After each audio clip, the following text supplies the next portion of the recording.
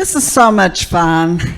I'll tell you what, one of my clients, one of my most respected CEOs, I'm honored to be up here with you.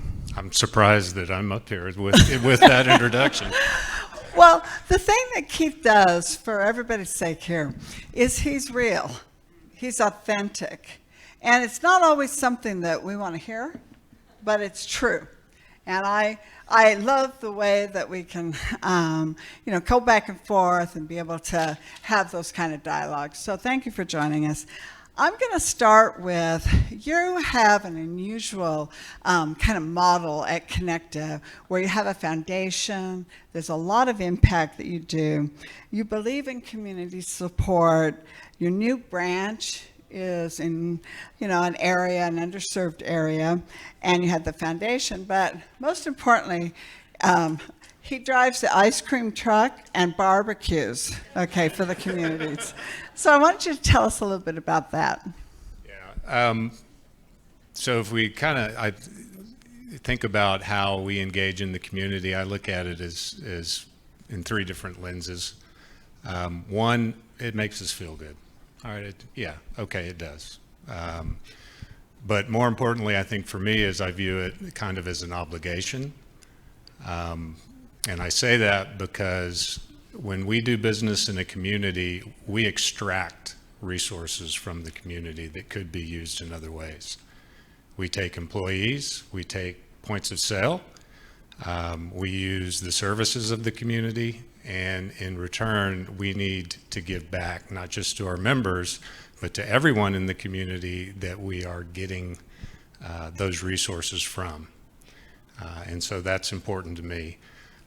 Probably a little selfishly, I think it's a very important part of our culture. When we do our employee engagement surveys, which on an annual basis, which I'm sure most of you do, one of the most cited comments is, I love how the credit union engages with the community. And out of our employees, the majority of them volunteer their time, somewhere between 7,000 and 8,000 hours a year. And it was always important for me that we don't just write checks. That's easy. I mean, you write a check and my work is done, right? But if our employees will give of their time and their talent, then the credit union will back that up with its treasure. So it takes those three, we call them the 3 T's, to get us to engage. But we, and I suspect probably some of you, we do a really good job at tracking activities. Here's all the things that we do. We supported this organization. Our employees are that organization. We are not so good at tracking outcomes, impact. All right, we spent the time, we gave of our talents, we put some treasure behind it. What did it bring? What's the data? What are the stories that make it real? We struggle with that. And so far, I haven't found a really good model out there. So if you have one, I'd be happy to steal it. And it's a concern to me. It's something that I'm passionate about finding a solution for. But so far, it's still a work in progress. It's a critical discussion as well, because we know our colleagues, there's credit unions around the world. We know that in Australia, they lost their tax exemption. The Canadians lost their tax exemption. And one of the CEOs from a credit union in Australia commented to me that when they were really pinned down and asked what they were doing with the money, from savings, from taxes, it was difficult to show that. What is our social impact? And so when you look at the tracking you're doing, you're helping with that.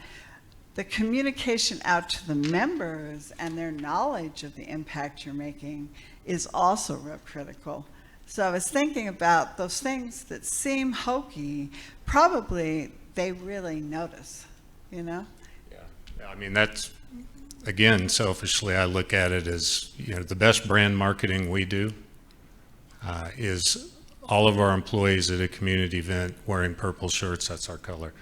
And when I have people in the community come up to me and they say, oh, you guys are everywhere. They don't mean we have a branch on every corner, because we don't. What they mean is they see our people out everywhere. So again, there's social impact, but there's also business impact. Exactly. Right. In fact, from that standpoint, what do you think the most critical issue, or one of the most critical issues for credit unions in the United States is today? Well, I hate to pivot off social impact here, but what keeps me up at night is fee income. And it's become a dirty word in certain corners of Washington. And the little secret of retail financial services was, hey, you know what? If I can cover all my operating costs with net interest margin, then my income is kind of my fee income, right? My credit union, shame on me, has never really been good at generating fee income. Right? We tend to be pretty nice. We don't have a huge card portfolio. So even if a member does incur a fee, the chances are if they reach out to us, we're going to reverse that fee. So with all of our fee income sources under attack, from interchange to NSFOD to, loan service fees, you name it, they're all junk fees now. That's concerning to me, because in some way those things have to be repopulated. Those channels need to be repopulated, and we're going to have to figure that out. When I think about our industry and the desire to do what's best for the members, we've minimized some of those fees. Some of the rules that we're hearing and the regulations, and the Consumer Financial Protection Board this week is making more changes. I think that we look at that and we don't necessarily understand the impact it has on the members. Impact on the credit unions we see financially, but the impact on the members. So if you were to challenge the industry with kind of a get up and make it happen statement, what would you say? I'm going to pivot back to social impact here, and it's something I've already said. Don't stop at activity, right? Go to outcome, right? Get the stories, get the data, make it real. Make it personal.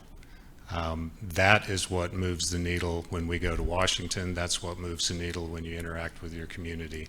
The activities are awesome, all right, but that's just the start. What you really want is the outcome. Are you changing behavior? Oh, we're doing all this financial education. Well, that's great. But CFSI, which is primarily centered around providing financial education, is already, they released data years ago that said, yeah, most financial education is forgotten in 3 months. By 6 months, all but 2%. Okay, so financial education is important, but are you changing behaviors? Are you presenting it in the right way? Are you creating the life hacks and the other things that might be necessary to get people to implement what they've learned? I think that AI will give us more time to make that difference. And I believe that some of the foundation that Connect is doing with the size of credit union, with your reach, and with your commitment, we talked about leadership earlier, it takes a leader. And so I just want to thank you for that. And also, if you get a chance, talk to him. I think there's some pretty good strategies that are happening at Connecta.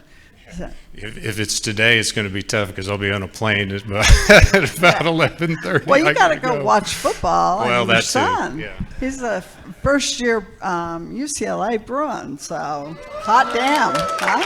Yeah. And I don't know. Don't underestimate credit union people, Keith. We can pounce. Yeah, so. well, that's good. Yeah. Well, it was the Dodgers last night too. It was pretty yes, cool. It was. Yay, Dodgers! Okay, well, thank you, Keith. Yeah, my pleasure. Let's give them a round of applause.